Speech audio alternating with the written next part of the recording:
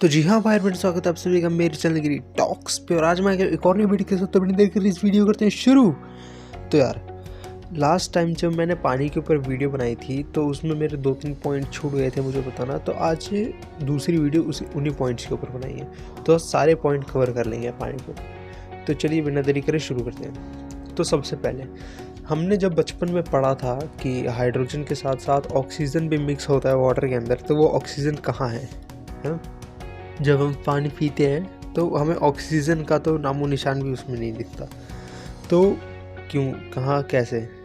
तो मैं आपको बताता हूँ कि मतलब जब हम पानी पी रहे होते हैं तो ऑक्सीजन के मॉलिक्यूल इतने कम उसमें होते हैं कि हमें पता ही नहीं चलता है। अगर आपने कभी ध्यान से देखा होगा, गर्म पानी के अंदर जब हम गर्म पानी को उबालते हैं तो नीचे छोटे छोटे पार्टिकल्स से, मतलब बुलबुले से बन जाते हैं पतीले के अंदर, है ना? पानी के अंदर ही बुलबुले से बन जाते हैं। तो वो बुलबुले क्या होते हैं? वो ऑक्सीजन होते हैं। ऑक्सीजन वहाँ प्रेजेंट होता है। जब आपने देखा होगा, जब हम आरओ या फिर किसी फ्रिज में से पानी निकालते हैं तो उन सब में से उन सब के साइड में, गिलास के साइड में हल्के से बुलबुले बने रहते हैं। नॉट आउटर, इनर साइड के अंदर, इनर साइड पानी के अंदर, है ना? मॉलिक्यूल्स गिलास से चिपके हल्के से वाटर मॉलिक्यूल्स बने रहते हैं। तो वो सारे ऑक्सीजन के पार्टिकल होते हैं।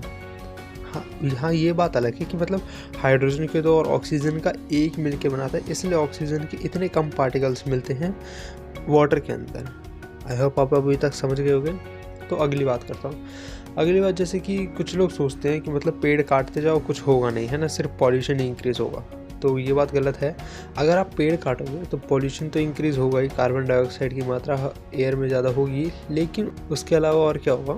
उसके अलावा ये होगा कि मतलब जो जितना भी वाटर है समुद्र के अंदर, वो सारा फ्लड के थ्रू लैंड पे आ जाएगा, है ना? जैसे अभी केरला में हुआ था। केरला में बाढ़ आई थी, ये सबको पता है, लेकिन बाढ़ आई किस वजह से थी ये नहीं पता है किसी को।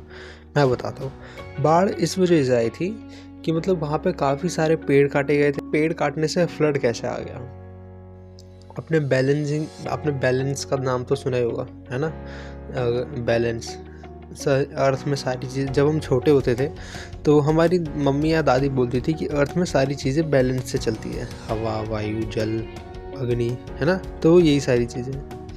तो बैलेंस, अगर हम किसी चीज़ को अनबैलेंस करने की कोशिश करें तो दूसरी साइड की चीज़ तो जो ज़्यादा बैलेंस में, मतलब जो ज़्यादा है वो तो अपना एरिया कवर करेगी, है ना? जैसे कि हमारी बॉडी में 70% वाटर है। अगर बॉडी को 70% वाटर की आदत पड़ चुकी है ना, मतलब बॉडी इस 70% वाटर के साथ बैलेंस है। लेकिन अगर मैं इसको 70% को 20% कर दूँ तो बॉडी तो रह ही नहीं पाएगी, है ना? बैलेंस, मतलब बैलेंस रहना चीज़ों को बहुत ज़रूरी है। और एक और चीज़ मैं आपको बताना चाहता था कि मतलब जब हम पैदा होते हैं उस टाइम से लेकर अभी तक हम सिर्फ, जब हमें प्यास लगती है तो हम सिर्फ पानी ही क्यों पीते हैं? कि जैसे कोक हो गया, मिरिंडा हो गया, माज़ा हो गया, है ना? तो ये सारी चीज़ें क्यों नहीं पीते हैं? तो मैं आपको बता दूं कि मतलब एक हैबिट भी होती है ना? कि मतलब अगर बचपन से हमें कोक पे ज़िंदा रखा जाता तो हम कोक पी लेते। अगर हम जिस चीज़ की हैबिट लगाना चाहें वो तो लग जाती है, लेकिन अगर वो चीज़ कितनी हार्मफुल है ये ज़्यादा अलग है। मतलब जैसे कि साइंटिफिक रीजन से अगर मैं बात करूं तो फिर उससे ये है कि मतलब सारी चीज़ों से कम रिएक्टिव हमारी बॉडी में वाटर ही है। कैसे? क्योंकि Coke, Pepsi, Mirinda, except Maaza and Frooti को छोड़ के बाकी सारी चीज़ों में कार्बन डाइऑक्साइड, है ना, ये सारी कार्बन डाइऑक्साइड जैसी गैसेस प्रेजेंट होती है ना? आई होप आप समझ ही गए होगे अभी तक। तो आज की वीडियो बस इतना ही।